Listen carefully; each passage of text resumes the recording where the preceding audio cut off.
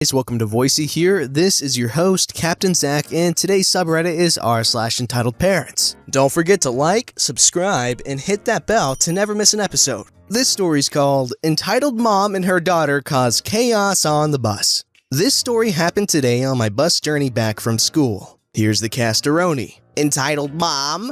Entitled Daughter. Maybe about 12 years old. Bus driver. Random woman. So, I'm getting on the bus after a nice hour walk to the bus station after a hard day of stress preparing for finals at the end of the year. I sit down and start waiting for the bus to leave. There was a foreign man standing at the till area trying his best to figure out where he should be going. Our bus driver is helping him, but it's taking a little time. Behind me, I hear something.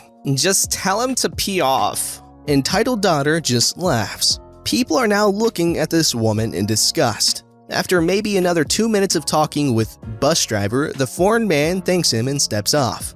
I hear entitled daughter talking to entitled mom behind me. Why doesn't he just learn English? Because not everyone is smart enough to learn it. I grew up being taught to treat everyone with respect and not to discriminate against anyone. So I found what they were saying to be quite heavy. They go on with their conversation about this man for another 2 minutes or so, saying about how people like that shouldn't be allowed in this country, etc. People are looking at them now. The next thing these two do is talk about other drivers. God, this woman in the car next to us drives like a flipping Italian. The mom and daughter weren't even talking with low voices. No, they were basically shouting everything. Cut forward maybe 10 minutes and entitled daughter has decided that the whole bus should hear her lovely pop music at full volume without headphones. I can see this is really starting to irritate people now as a lady maybe in her 40s gets involved. Could you please turn your music down or put headphones in, sweetie? Entitled mom did not like this lady telling her daughter what to do. Hey, stop telling my daughter what she can and can't do. I was just asking if she could turn it down a little.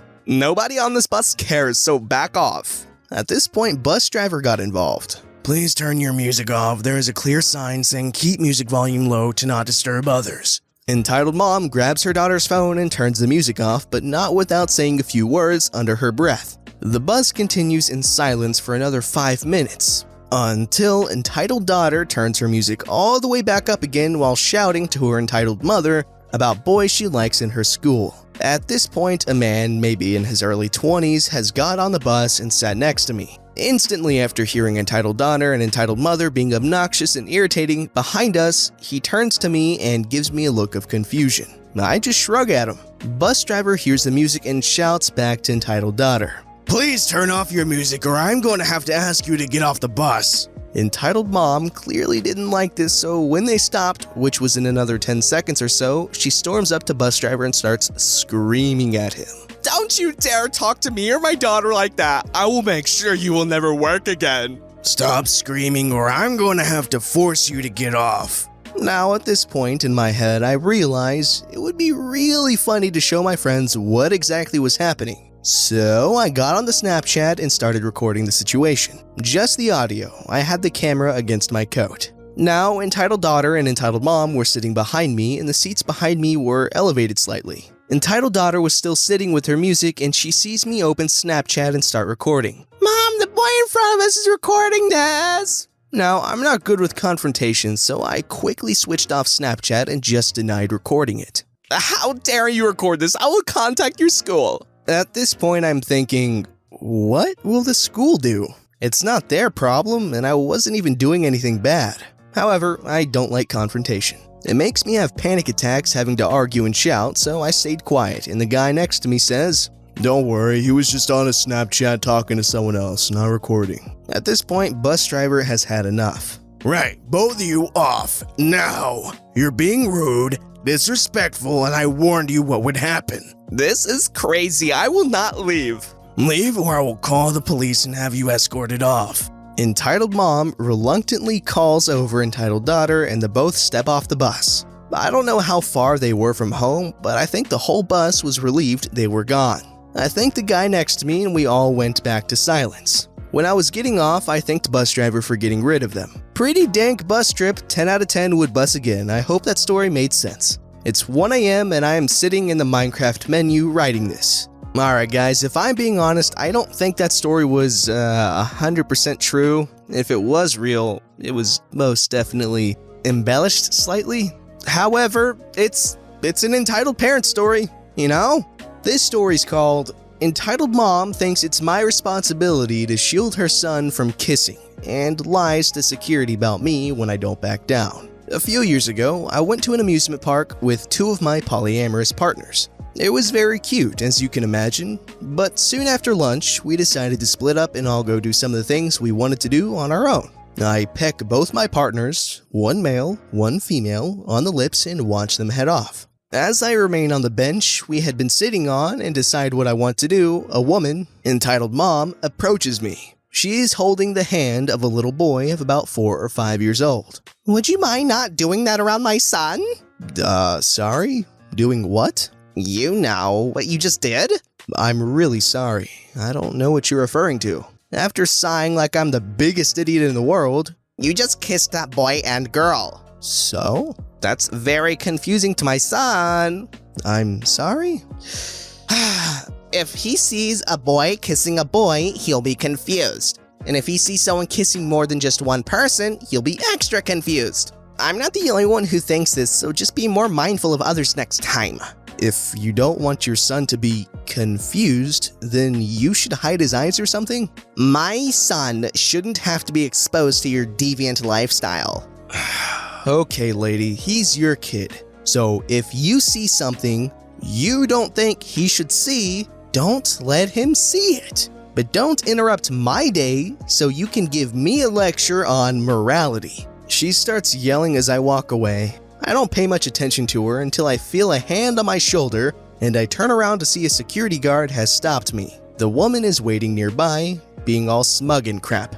Sir, we have received a complaint that you are exposing yourself on a bench." "I'm sorry? Is this from her?" I point to entitled Mom. I can't reveal the source of the complaint." If it's from her, she saw me kiss my partner goodbye and decided I shouldn't be doing that in public. But I'm happy to come to the security office and prove it. At the security office, the footage is reviewed and shows what actually happened. I am let go with an apology and security guard turns around to give entitled Mom a lecture about wasting the time of park employees and making false reports. Okay, Karen. 2 people kissing, or I guess 3 people. 3 people kissing. Is it hurting you? No? Okay. Is it hurting anyone else? No. Okay. Is it weird to you? Yes, but who cares? Okay, that's it. Bye. This story's called Uninvited Relatives at My Stepbrother's Wedding. I can't believe I took so long to post this. Strap in. This will be a wild ride. In November 2016, my stepbrother and sister-in-law tied the knot. I didn't attend the wedding as I had work commitments, but my dad told me the gory details of the crap show that went down. Just 3 days before the wedding, my stepmom received a call from one of her sisters, Seema, telling her that Seema's husband's cousin, we'll call her Bloodsucker, and her husband, we'll call him Brick Brains, would love to come to the wedding and would stepmom and my dad please invite them as well. At first, my stepmom tried to refuse, but Seema begged her. She told my stepmom that Bloodsucker had been on her case for days. She felt entitled to an invitation as she and her family lived in the same city as the bride and groom's family, Jaipur, Rajasthan.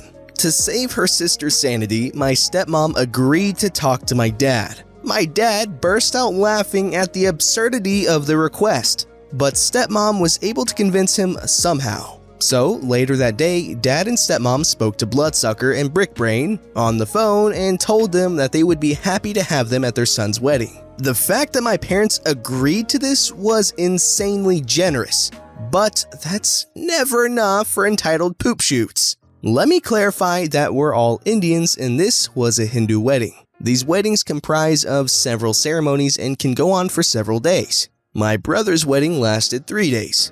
All relatives were to arrive at the hotel the day before day 1 of the ceremonies. So, when relatives began pouring in, my parents expected 2 less familiar faces, i.e. Bloodsucker and Brickbrain. What they didn't expect was their 3 adult kids to tag along. That's right, the entitled buttholes had brought their kids along to a wedding to which only they were invited. That too after they shamelessly begged. My dad was furious, as were my stepmom and stepbrother. When they confronted Seema about this, she sheepishly said that her husband had ordered her not to tell my parents about this. Later, Seema's hubby, Parasite, told my dad with a note of glee that he didn't want to spoil the lovely surprise. For those who can't wrap their heads around this, the surprise was supposed to be being able to meet Bloodsucker and Brickbrain's kids. My dad somehow swallowed his rage for the sake of maintaining peace. One of the ceremonies that is held at day 1 is the Sangeet. Sangeet is just the bride and groom's families and close friends singing traditional wedding songs, dancing, making jokes about the bride and groom in a wholesome manner, and telling stories about their childhood, etc. When done tastefully, it can be pretty entertaining. Of course, Bloodsucker just had to try and ruin it for my stepmom. The bride and groom are always seated in the front row along with their parents so they can watch the performances and whatnot. The other guests who aren't participating in the Sangeet are seated at the rows behind them. As everyone was being seated, Bloodsucker went ahead and sat down right next to my stepbrother. That's where my stepmom was supposed to sit. My stepbrother told her that she was in his mother's seat, but the punt just smiled and said, "Oh, it doesn't matter, she can sit at the end of the row." My dad was just about to raise his voice when Parasite somehow had the sense to persuade his cousin to sit in the subsequent row. She had the nerve to look offended as she complied. When the singing and dancing was done and it was time to tell some fun stories about the couple, Brickbrain decided to hijack the mic. And after congratulating the couple, he began a long-winded speech about the importance of family, or some crap like that, and ended it by announcing that his eldest son had graduated from the Indian Institute of Technology 3 years ago, all because of his wonderful upbringing. My dad managed to not pull him off the stage by his collar, and when he was finally done, the ceremony continued. On the morning of day 2 of the wedding is the Haldi ceremony. It's basically just applying a turmeric paste on the bride and groom so their bond can be strengthened. Don't ask me to go into the details. I really don't know much about this one. Anyway, Bloodsucker had been hounding my stepmom all morning, constantly trying to convince her that there was something wrong with the ceremony being organized. My stepmom suffers from anxiety, and this bimbo just made her more and more nervous. She was so stressed out that when she was about to apply the turmeric paste on her son's face, the bowl containing the paste fell out of her hands. Bloodsucker took this opportunity to rant about how inauspicious this was, and how my stepmom had ruined an important ceremony. My dad had had enough and told her to be quiet and that her rant was not helping. My stepmom was in tears. She's a very traditional person and this ceremony was important to her. My dad and stepbro, along with some of his friends, were able to console her.